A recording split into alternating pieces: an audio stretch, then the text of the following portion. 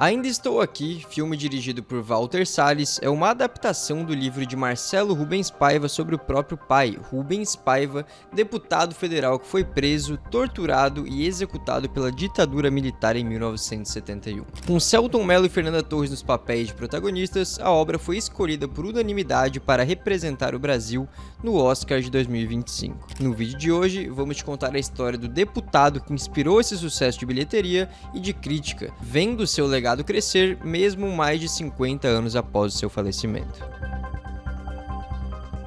E aí galera, tudo certo com vocês? Eu sou o Lucas Filos, esse canal Espalhavo. Se você não conhece o canal ainda, seja bem-vindo. E se você já conhece, é claro, seja bem-vindo mais uma vez. A galera tá curtindo bastante aqui, né? A gente tá ganhando um público, dá pra perceber nos últimos vídeos. Sim. Então acho que já tem uma galera que já criou um público fiel, já que tá vendo vários vídeos, né? Já tinha um público fiel, né? Só que já a gente parou, da galera voltou a acompanhar agora, né? Isso. E também o YouTube começa a distribuir mais vídeos. Sim, também, né? Que a galera tá apoiando bastante gente com os likes, comentários, que daí faz com que os vídeos apareçam pras pessoas que já sabiam do canal antes, mas a gente tinha parado, então o canal meio que some. Então agora a gente tá voltando. Hoje tô aqui com o Diego Black, como vocês perceberam, né? E qual vai ser a meta de likes pra esse vídeo? Meta de like pra esse vídeo hoje eu quero 560 likes. 560 likes, então, e a gente conta com vocês pra bater essa meta e continuar ajudando a gente a fazer esse canal crescer. Bom, o Rubens Paiva, que é o deputado, o protagonista do filme, nasceu em 1929 em Santos, na cidade de São Paulo, e depois de passar por escolas tradicionais na sua infância, ele se formou em engenharia civil na Universidade Mackenzie,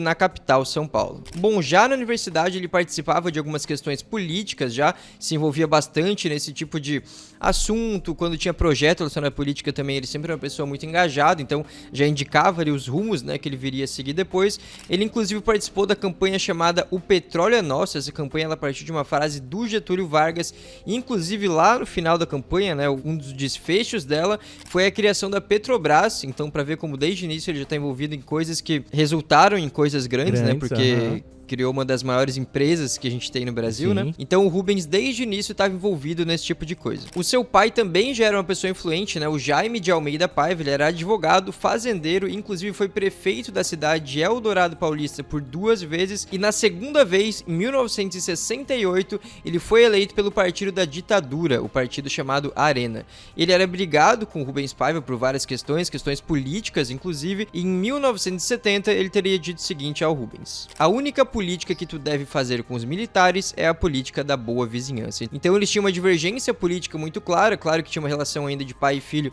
mas eram brigados, não tinham muito contato. Bom, nessa data, então em 1970, o Rubens já tinha 8 anos dentro da política, né? Então ele começou de vez nesse ramo em 1962, sendo eleito deputado federal por São Paulo pelo PTB, o Partido Trabalhista Brasileiro. Bom, logo em seguida, o Rubens participou de uma CPI que investigava instituições que basicamente financiavam escritores que escreviam sobre a suposta ameaça vermelha que estava chegando. Então, basicamente o que essas instituições faziam era meio que preparar um terreno para um possível golpe, e o Rubens participou de uma CPI que investigava o que estava por trás disso. Aí veio o dia 1º de abril de 1964, quando os militares estavam avançando para depor o presidente João Goulart, e ao mesmo tempo o Rubens estava fazendo um discurso na Rádio Nacional, um discurso que viria a se tornar histórico. Nesse discurso ele critica abertamente e diretamente o governador de São Paulo na época, o Adhemar de Barros, por ele ser um apoiador do golpe, chama ele de fascista, de golpista, então faz várias críticas muito fortes e convoca ali uma resistência, né? Ele pede para que o povo não deixe com que esse golpe aconteça. Bom, mas com o golpe de fato acontecendo, o Rubens teve seu mandato cassado, então ele perdeu o mandato de deputado que ele tinha por ser abertamente contra o golpe, por ter participado daquela CPI, inclusive, né? Então ele e outras pessoas também tiveram mandatos cassados, e o Rubens então se exilou na Iugoslávia e depois na França. Depois de 9 meses saindo desse exílio, desse último no caso que tinha sido na França, ele viajava para Buenos Aires, onde se encontraria inclusive com o João Goulart e com o Leonel Brizola, só que aconteceu uma mudança aí no meio do caminho, porque durante uma escala que ele fez no Rio de Janeiro, ele pegou um outro voo para São Paulo, onde a família morava, né, para pelo menos ver eles por algum momento, e acabou decidindo ficar no país, se mudando então para o Rio de Janeiro. Aí então ele volta a exercer engenharia, né, que tinha sido a formação dele. Ele também entra pro ramo do jornalismo, fundando o Jornal de Debates, e se torna diretor editor do Última Hora de São Paulo. Só que, ao mesmo tempo, eles sempre mantinham contato, né, escondido, é claro, com outros exilados. Então ele mantinha contato com as pessoas ali que eram próximas dele, né, eram pessoas que tinham ideias parecidas com a dele também, e que também tinham se exilado por conta do golpe. Então, em 1969, ele foi ao Chile para ajudar outra exilada, a Helena Cunha, que é filha do seu amigo Bocaiúva Cunha,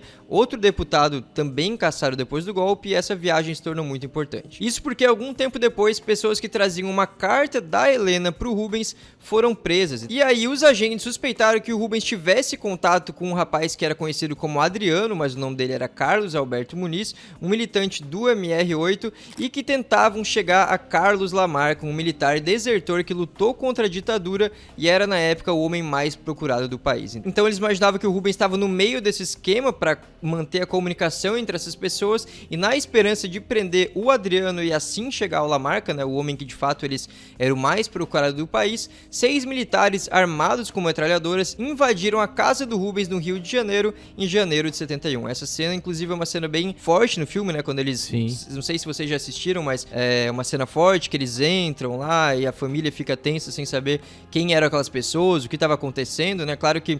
E eles não falam nada, né, eles só pegam o cara e vão embora. E quem entende meio que por cima é ele e a esposa dele, né? Sim, a Eunice, no caso, que é interpretada pela Fernanda Torres, porque ali tinha as filhas, muitas crianças, meio que não entendem o que está acontecendo. Então é uma cena bem tensa do filme, porque você já sente o que vai acontecer, né?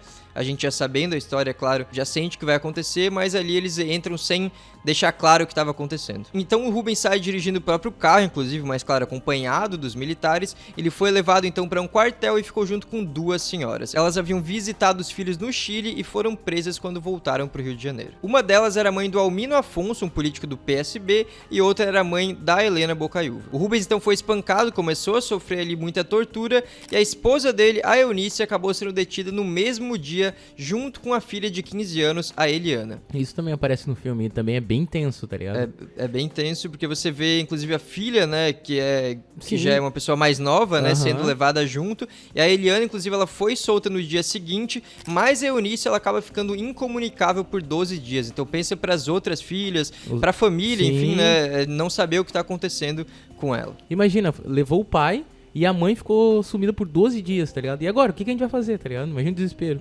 Numa época que, claro, não tinha internet, não tinha nada. Claro que hoje em dia seria uma coisa totalmente diferente caso acontecesse algo parecido. Sim. Bom, depois que a Eunice saiu, né, depois desses 15 dias, ela começou a se questionar o paradeiro do Rubens, né, o que teria acontecido por ele. Acontece que ele ficou sumido, entre aspas, né, por décadas. Então, a Eunice passou anos escrevendo cartas, tentando encontrar ele de alguma forma, tentando descobrir o que aconteceu, mas a gente agora sabe, na realidade, o que já tinha acontecido um bom tempo atrás. Bom, depois da prisão, o Rubens foi transferido, onde teria sido novamente torturado e inclusive reclamava que não conseguia respirar. De madrugada, então, o médico Amilcar Lobo foi chamado ao local e encontrou o Rubens nu, deitado numa cela, com os olhos fechados, o corpo marcado de pancadas e sinais de hemorragia interna. O médico, inclusive, aconselhou que levassem ele ao hospital, mas o major, naquela época, não autorizou e, segundo o médico, o Rubens faleceu pelos ferimentos sofridos em sessões de tortura. Já segundo uma nota do Exército, né, então essa foi uma versão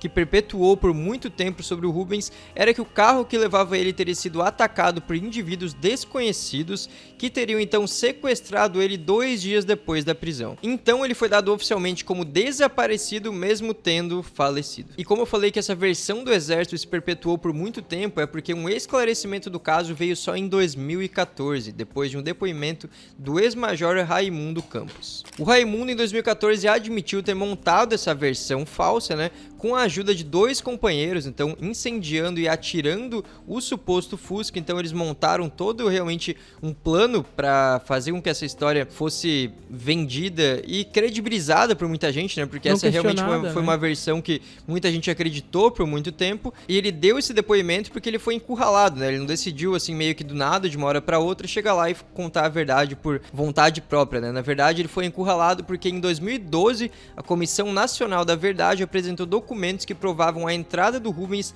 no destacamento do Exército em 71. Então foi comprovado que ele entrou no destacamento do Exército, algo que não batia com a versão inventada por eles, né? Então ele foi encurralado e obrigado a contar a verdade. E só pra gente esclarecer também, o falecimento do Rubens tinha sido já confirmado em 1996, depois da criação da chamada Lei dos Desaparecidos e de muita pressão feita pela Eunice. Então a Eunice, né, foi uma pessoa que pressionou muito por todos esses anos, né, por décadas, para descobrir a verdade em relação ao Rubens, e de quebra ela acabou ajudando também muitas outras pessoas com a criação de uma lei, com a abertura assim de um assunto muito importante dentro da lei, da justiça, da política brasileira. Bom, e pra gente dar mais detalhes, né, do óbito do Rubens, em 2014 a Comissão Nacional da Verdade trouxe mais alguns detalhes e apontou quem executou o Rubens. Foi Antônio Fernando Hugues de Carvalho, um ex-tenente do Exército. E uma curiosidade negativa sobre ele, né, uma curiosidade triste na história que a gente tem aqui no Brasil, é que em 1971 ele foi condecorado com a Medalha do Pacificador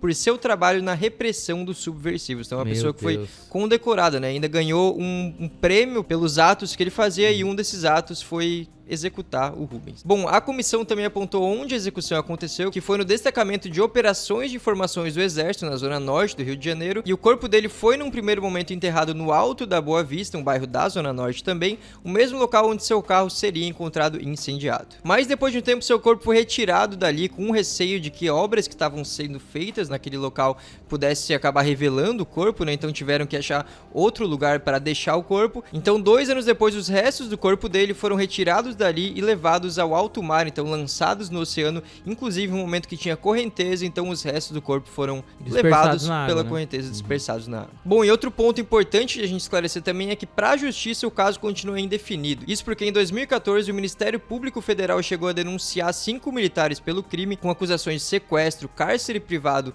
homicídio qualificado, fraude processual e ocultação de cadáver. Porém, uma liminar do STF paralisou o caso. Os acusados alegam que os crimes estão protegidos pela Lei de Anistia de 1979. E quem tomou oficialmente essa decisão de paralisar o caso foi o ministro Teori Zavascki, que faleceu em 2017, então o caso chegou até a ser arquivado por algum momento, mas voltou em 2018 a ser aberto, e em 2018 foi encaminhado para o ministro Alexandre de Moraes. Só que desde então o caso está sem novas movimentações de justiça, então a gente não sabe agora se talvez, com toda a repercussão do filme, volte talvez a acontecer alguma coisa relacionada a isso, né? Uma coisa que eu acho que existe uma expectativa até, né? A gente sabe que tudo demora muito, né? Não é da noite pro dia que acontecem essas coisas, ainda mais no Brasil, né? A gente conhecendo como funciona o país, mas acho que existe uma expectativa de que talvez alguma coisa mude nesse sentido. O mais louco é que eu sempre penso, se haver condenações, os militares que já estão mortos, quem vai pagar por isso?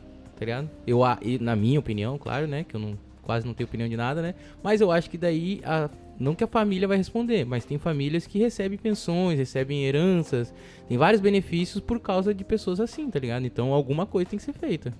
É um assunto bem polêmico, até porque envolve delicado, também pessoas que tem as pessoas que cometeram os crimes, tem pessoas também que não cometeram. A maioria, né, das pessoas não são criminosas, né? Inclusive as famílias e tal, que não tem a ver exatamente com o que o familiar fez, né, e cometeu de um crime. Então é um assunto bem polêmico, então deixa a opinião de vocês nos comentários. E até mesmo o que nem tu falou, né, o Rubens já era brigado com o pai dele, que o pai dele já era envolvido com o militar lá no começo, então tipo até já tinha divergência ali, né? Então até deve ter familiares que deve ter tipo vergonha ou até tipo raiva do passado dos seus entes queridos, digamos assim. É um assunto bem polêmico, então deixa a opinião de vocês no comentário aqui. Comenta se você já viu esse filme também, o que você achou e tal. E claro, não deixe de dar sugestões aqui pra gente trazer outros temas nos próximos vídeos. É isso aí, tamo junto, até a próxima.